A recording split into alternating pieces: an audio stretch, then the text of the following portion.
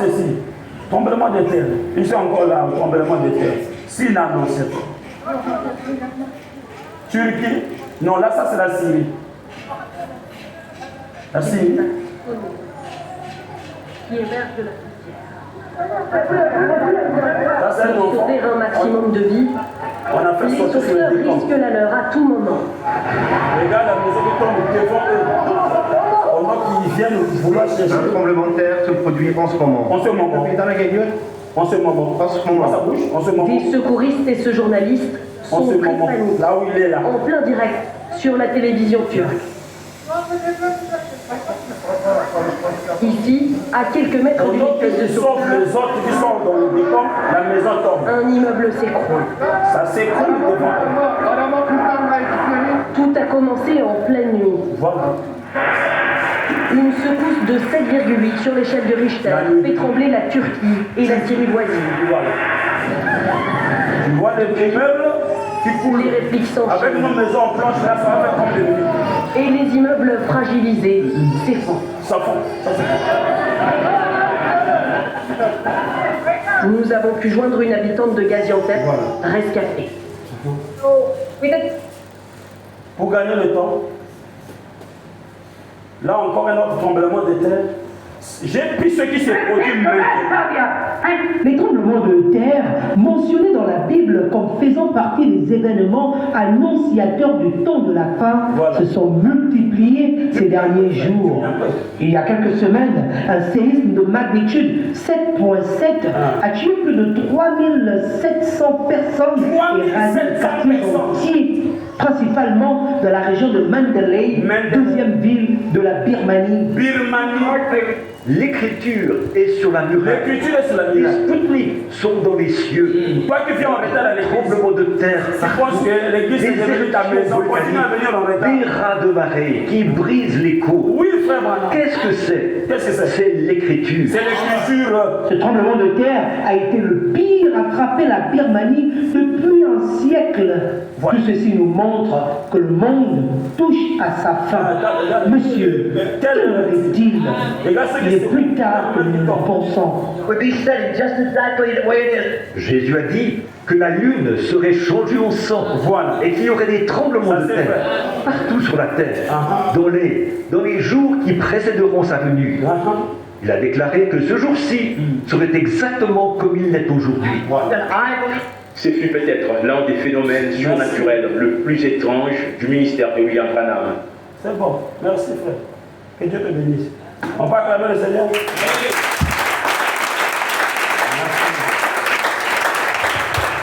Alors, j'attire l'attention d'un enfant de Dieu pour ces événements. Parce que quand on parle à un moment donné, on doit vous montrer ce qui se passe chez les autres. Ne pensez pas que parce qu'en 2025, on a dit à Foufou, Matendele. Voilà. Donc, il y a pensé que dans ma boutique, que tout va bien. Chez les autres, on pleure. Les signes annonciateurs de la venue du Seigneur secouent les autres. Tu penses qu'en Guadeloupe, il n'y a pas de chrétiens? Il y en a. Mais pourquoi le tremblement de terre secoue là-bas? C'est Dieu qui a voulu ainsi. On ne peut pas l'expliquer. Mais quand Dieu nous laisse, on peut nous à Pointe-Noire. Regardez comment nous nous conduisons vers le Dieu. Comprenez que nous avons aussi l'océan. On peut avoir des tsunamis. Hein, frère Clem? On peut avoir des tsunamis. Mais Dieu bloque l'océan, qu'il n'y ait pas de tsunamis à Pointe-Noire. Quoique chaque soir, il y a beaucoup de francs-maçons qui partent faire des rituels là-bas à la mer. Beaucoup des occultistes qui partent avec des gros véhicules pour aller sacrifier les choses. Mais le matin, Dieu bloque le rougissement de la mer afin que ça n'envahisse pas la terre. Dis Amen. Toutes les villes côtières subissent des tsunamis. Oui. Mais Dieu a épargné notre pays. Quand la mer, l'océan se fâche, Dieu permet que les rayons frappent la lune, l'influence par des rayons afin qu'ils se calment. Et le frère Branham dit que ce sont des anges qui calment ces vents. Les anges ont de l'épée qui calment ces vents. Et quand les anges calment ces vents, ça fait que les enfants de Dieu aient l'occasion d'adorer le Seigneur en paix. Dis Amen. Et si tu as la révélation, tu ne devais plus reculer. Ta vie chrétienne devait avoir des progrès. Ta marche chrétienne devait produire des fruits. Tu devais avoir des témoignages en témoignages. Parce que des signes annonciateurs, ça j'ai pris seulement pour 2025. Je n'ai pas pris pour 2016 parce qu'il y en a tellement eu. Mais j'ai pris pour 2025 et 2024 seulement pour nous montrer que chaque jour qui passe, il y a des signes qui annoncent la venue des Seigneur. Le frère Branham dit, vous savez pourquoi? Il dit que parce que la terre est fatiguée. La terre a vieilli. La terre veut se débarrasser des habitants de la terre. C'est parce que les habitants de la terre ont trop exploité la terre. La terre, quand Dieu l'a créée, il y avait tous ces éléments en place. Mais quand les habitants de la terre sont venus, ils ont retiré les éléments qu'on appelle les matières premières. Et le fait de retirer, ça fait que la terre n'a plus ces éléments d'origine. Et comme on a pollué la terre, on a retiré ces éléments, la terre a fait quoi? Il commence à céder. Si vous avez compris. Et quand la terre cède, la terre fait quoi? La terre se retire. Il signe abondant. Et voilà pourquoi vous voyez les tremblements de terre. Là où il y avait la civilisation, là où il y avait que des animaux, les hommes sont venus creuser, ils ont retiré de l'or, ils ont retiré des diamants, ils ont retiré des manganèses, ils ont retiré des zinc, ils ont retiré du cuivre, ils ont retiré tout. Voilà. Et le sel minéraux, ils ont retiré, y compris le pétrole. Et le fait de retirer les éléments de la terre fait quoi? Ça se fragilise. Et quand ça se fragilise, ça crée quoi? Des tremblements de terre. Parce que le prophète dit que ce n'est pas Dieu qui détruit la terre, mais c'est les hommes eux-mêmes qui détruisent la terre. Dis un amen là-bas. Dis un amen là-bas. Dis un amen là-bas. Lorsque vous avez des vents violents, c'est parce que vous avez abattu les arbres. Vous comprenez? C'est-à-dire que les arbres étaient les seuls qui retenaient des vents violents. Mais quand l'homme vient, il fait quoi? Il abat les arbres pour les vendre. Et vous ne les replantez pas. Ça fait quoi? Quand le vent violent vient, il n'y a plus des arbres pour les empêcher. Ça fait quoi? Ça soulève les toitures des gens. C'est pas la vérité. Donc quand vous abattez les arbres que Dieu a mis naturellement pour protéger la terre, qu'est-ce que la terre va faire quoi? Quand il y a un vent violent qui vient, il n'y a plus des arbres, il y aura quoi? Si tu fais des doutes, tu construis ta maison dans l'île Grande Avenue, mets-toi au milieu. Le soir, tu ne dormiras pas. Pourquoi? Parce que comme l'avenue est longue, elle est libre, le vent qui quitte là-bas n'a plus de barrière. Dis Amen. Dis Amen. Dis Amen. J'ai un frère qui a pris, comme les vilains me vendent n'importe comment là. Il a pris une partie de l'État, juste dans l'avenue de haute tension. Je lui ai dit, mais toi, tu es en bas de haute tension. Il me dit, mais c'est là-bas qu'on m'a donné. À tel point que nous, quand on dort en paix, lui ne dort pas en paix. Le vent est tellement fort, puisque c'est une grande avenue, il n'y a pas des arbres dans l'avenue. L'avenue a quitté depuis la mer. Ça traverse exactement devant sa maison. Comme il est sous les hautes tensions. Donc nous ici, on a besoin de clim, lui il n'a pas besoin de clim. Oui, parce que le vent passe en vitesse. Et il me dit qu'il a la grippe de chronique. J'ai dit, mais ça c'est grave. Mais puisque lui, quand ça fait chaud ici, chez lui c'est comme il y a la clim. Et chez nous, quand ça fait froid, lui c'est le congélateur. Voilà. J'ai dit, mais Dieu a pourvu déjà un agneau. Dieu nous avait dit quoi? J'ai tout pourvu naturellement. J'ai mis des arbres, n'est-ce pas? Afin que ces arbres-là vous servent de protection. Mais vous les enlevez. Il y aura quoi? Les vents violents. Amen. Amen. Donc les tremblements de terre, les frères et les sœurs, réveillons-nous. Réveillons-nous l'église. Les tremblements de terre que nous voyons, ce sont des signes qui annoncent la venue du Seigneur. Amen. Et le frère Branham me dit qu'un pasteur doit dire à l'église que la venue du Seigneur est proche. Préparons-nous. En dehors de tout ce qu'on peut venir chercher à l'église, il n'y a pas ce qui dépasse la vie éternelle. Donne-moi la main. La vie éternelle dépasse tout. Ce dont on peut venir chercher à l'église. On ne vient pas pour chercher les postes. On ne vient pas pour chercher les amis. On ne vient pas pour chercher les familles. On ne vient pas pour se faire aimer ou de chercher qu'on vous aime ou d'aimer les gens. On vient pour chercher la vie éternelle. La vie éternelle a un principe. Et le principe de la vie éternelle, ça consiste à garder les commandements de Dieu. Donc les commandements de Dieu, c'est la parole de Dieu. Dis un amen. Et la parole de Dieu ne nous est pas venue seulement pour l'apprécier, mais il faut la vivre. On peut apprécier le message et non vivre le message. Le plus important, c'est la vivre. Afin que vous ayez le sang qui est le signe qui va vous éloigner de la mort. Donnez-moi un amen. Donnez un amen. Dieu a fait des préparatifs. Comme un père et une mère peuvent faire des préparatifs pour leur bébé. Quand un bébé arrive, les parents préparent la venue du bébé. Et si les parents naturels peuvent préparer la venue d'un bébé naturel, c'est que notre vrai parent, qui est le Seigneur Jésus-Christ, en sachant comment les douleurs de l'enfantement de ce monde, comment la terre subit les douleurs, comment la terre est prête à céder, le Seigneur aussi a fait des préparatifs. Il a dit, je vous enverrai Élie le prophète, avant que le jour de l'Éternel ce jour grand et redoux. Il faut qu'ils prennent la foi des pères qui les amènent aux enfants et la foi des enfants qui les amènent aux pères. Il faut que nous croyions comme les apôtres, afin que le même Saint-Esprit que les apôtres ont reçu, nous puissions le recevoir. Et vous savez quelque chose.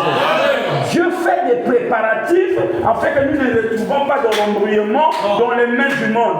Voilà pourquoi il nous a envoyé la parole. Amen.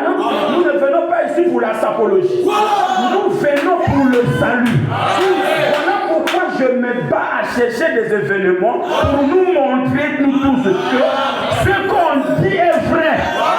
Et ce que la Bible là a dit est vrai. D'aucune manière.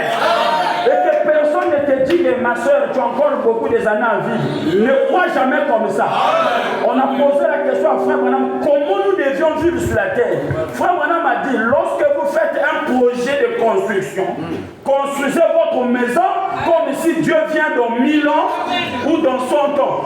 Mais il dit, quant à votre salut, à votre repentance, à votre vie chrétienne, vivez comme si le Seigneur vient demain. Il y a un amen. Et je vais poser la question à l'enfant de Dieu.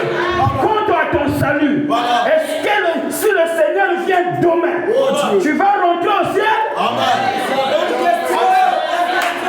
Je parle de ton salut. Est-ce que si le Seigneur vient demain, toi tu vas rentrer au ciel? Quant à ton salut d'abord. Amen.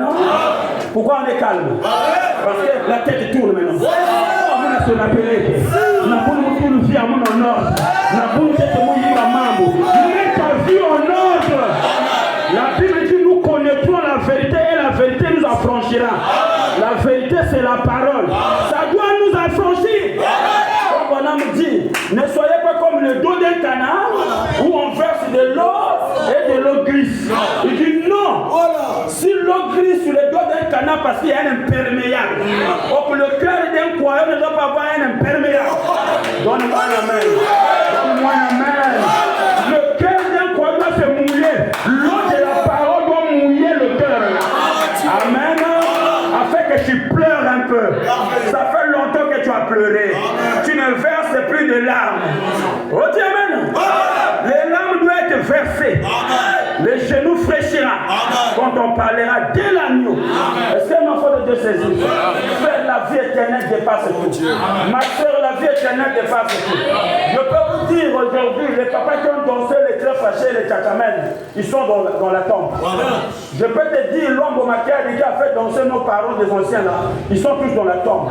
Posez les papas les questions. Quand ils étaient sur la terre, ils pensaient que la vie c'était ça. Mais aujourd'hui, ils peuvent vous dire là où ils se trouvent. Ceux qui ne sont pas au ciel peuvent te dire que si il s'était à refaire, il ne fera plus le mauvais choix. Il servira le Seigneur Jésus-Christ. Mais c'est trop tard parce que c'est un voyage non. Les frères Branham dit quand on quitte la terre, on ne peut plus faire le choix. Il dit le choix dépend que lorsqu'on est vivant, parce que quand on est vivant, on est le libre arbitre de notre Maintenant, ce matin, nous pouvons nous mettre en ordre. Un enfant de Dieu, c'est pas le pasteur, mais nous en ordre. La vie chrétienne ne s'arrête pas seulement là.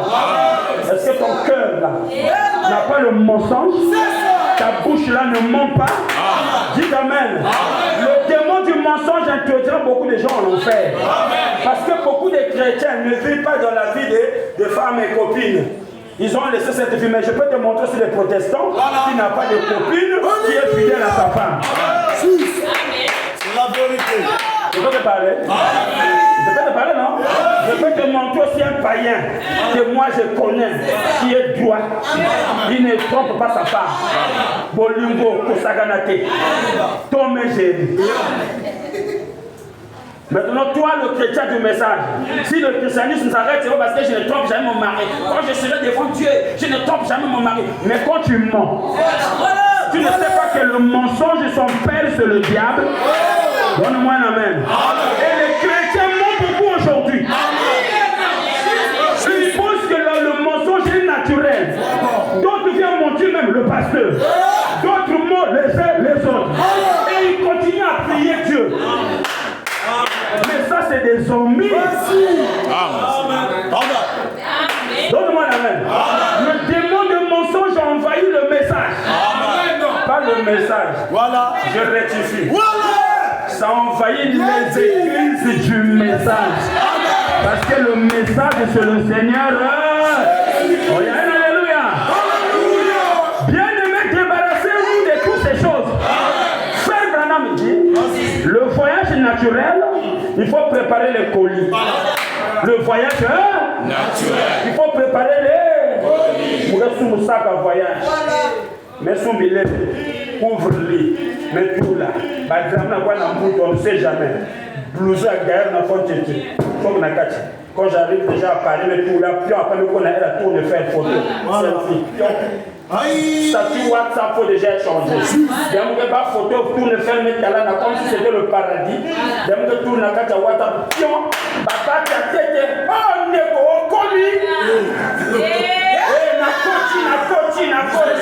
C'est pas le paradis. Le président français, c'est un pédophile. Donc tu pars dans un pays où on accepte la pédophilie. Et si tu n'as pas le christianisme vrai, tu deviendras un pédophile en esprit. Si à peine la main, tu es sous là. Bonne année. Parce que quand on rentre dans chaque pays, si on n'est pas un vrai chrétien, l'esprit de ce pays-là nous domine déjà. Et tu vas entendre ici on fait ceci, en France on vit comme des Français, et en Belgique on vit comme des Belgicains, en Amérique comme des Américains, au Congo comme des Congolais, au ciel comme des enfants de Dieu. Chaque pays a ses lois. Donne-moi la main. Mais si tu as un vrai christianisme, tu vas prendre le démon de ce pays, tu vas marcher sur ça. Tu vas dire que peu importe là où je me trouve, le même soleil qui brille dans mon pays, c'est le même qui brille en France. La Bible dit dans chaque lieu où la pointe de vos pieds est foulée, ces lieux-là, je vous les donne en. Tu as tout compris. Tu as tout compris. C'est-à-dire, si le soleil qui brille au Congo, c'est le même en France, quand tu arrives en France, c'est que le Dieu que tu as servi au Congo, c'est le même Dieu que tu serviras en. C'est la parole, dites Amen. Et si tu parles changer de nature, parce que tu as voyagé, ça montre que comment tu n'étais pas chrétien. Parce que la Bible dit chaque semence ou ses produits selon son. Donc ici au Congo, tu n'étais pas chrétien, en France tu ne seras pas chrétien. Le danger c'est quoi? C'est qu'au Congo tu étais humilié par parfois des aigles et toute ta nature ne sortait pas. Mais quand tu arrives en France, tu deviens au milieu de lascar, tu deviens un lascar. Donne-moi la main. C'est comme le frère qui est parti seulement en Angola. C'était un bon frère au Congo, on priait ensemble. Dès qu'il arrive en Angola, il prend la photo. Il écrit en bas, je suis ici pour attaquer les Ngaya. J'ai dit, dans les Angolais, nous sommes Ngaya. Là, tu es seulement en Angola, tu attaques les Ngaya. Mais si tu rentres au Portugal, finalement, tu vas terminer tout le monde. Amen.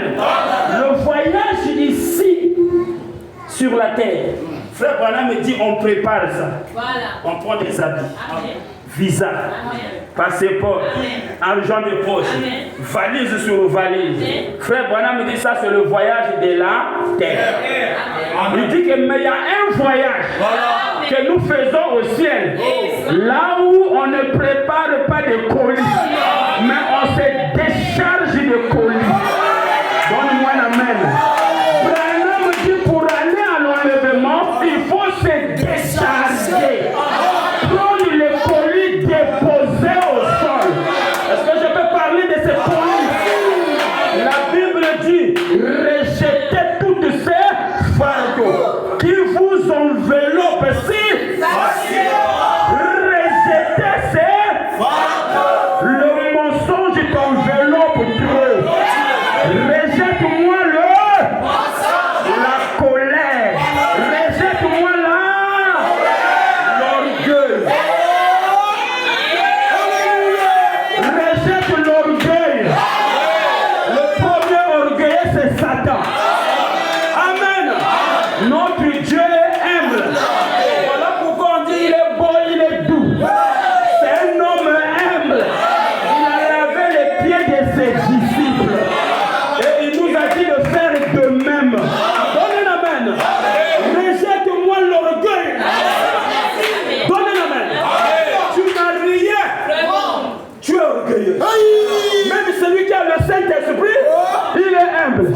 Mais honte de celui qui a le Saint-Esprit. Et toi qui es un tonneau vide, devant Dieu, celui qui a de la valeur, c'est celui qui a le Saint-Esprit. Parce que celui qui a le Saint-Esprit peut sauver l'autre qui est dans la boue. Toi qui n'as rien dedans, tu amèneras les autres aussi en enfer. Parce qu'un aveugle ne conduit pas un autre aveugle. Les deux tomberont dans le trou. Dites amen. L'orgueil décharge ça. Moi, je suis ici. Moi, et le moi. Et le moi, les épaules vont manquer. Et quand le Seigneur viendra, il coupera ses épaules là. Il enverra ça en enfer. Dites amen. L'orgueil débarrasse ça. Mensonge. Méchanceté. La haine. Des propos bizarres. C'est qu'un amour, un chrétien passe. Des propos vulgaires. Un chrétien ne parle pas comme ça. Si l'amour n'est foi, un chrétien ne parle pas comme ça. Si tu veux aller au ciel, le voyage là, on ne part avec rien. Il faut tout décharger. Décharge-moi ça. Décharge. Voilà pourquoi j'ai aimé quand même les pentecôtistes qui ont chanté la chanson. Nanya bala Yesu, na kopesa ye bikumbala, na ngai nyonso ponatika la pepele. Voilà. Quand on marie Christ, il faut donner tous les fardeaux à Christ. Et un jour, une maman qui voyageait dans le train, pendant que le train était devenu difficile, quitter Brazzaville, tu Pont-au-Noir, c'était le calvaire à cette période de la guerre. La maman la monte dans le train. C'était difficile pour avoir le train, elle a pu avoir. Elle prend son sac et le met sur la tête. Brazzaville. Gare Gomatete. Debout. Le jeune en vit. Oh, mais réglez là. Mais l'équipe va jeune. Mais papa conducteur donne le OK pour que le train démarre. Mais elle met tout petit. Un petit a dit, maman, déposez ça qui est non, d'un côté pour qu'il y ait V moine. Vous pouvez déposer V. Ça comme vous avez dit, sinon vous avez dit, vous avez dit, vous avez dit, Moi, les gens disent, ah, ok, vous allez à 20 Le train a démarré. Qui bossit, n'attaquez pas. Maman descendait qui met vers. Le train a encore démarré. Qui bouendait. Maman descendait. Colis, big train, n'attendez vers. Ça me semble que train il est trop. Papa, même mère, comment elle nous l'a prêté. Même mère, big connu. Vraiment, comme nous connaissons. T'as là, va courager, mais occuper mère, il y a un peu d'attente. Mais je vais t'amener pour le mettre avec contrôler un colis. Quels sont les colis? Voilà. Mais ça, c'est souffrir. Tu es déjà dans le train. Mais big train n'a-t-il rien collé? Et moi, si je prends ça, c'est l'exemple de beaucoup de chrétiens aujourd'hui.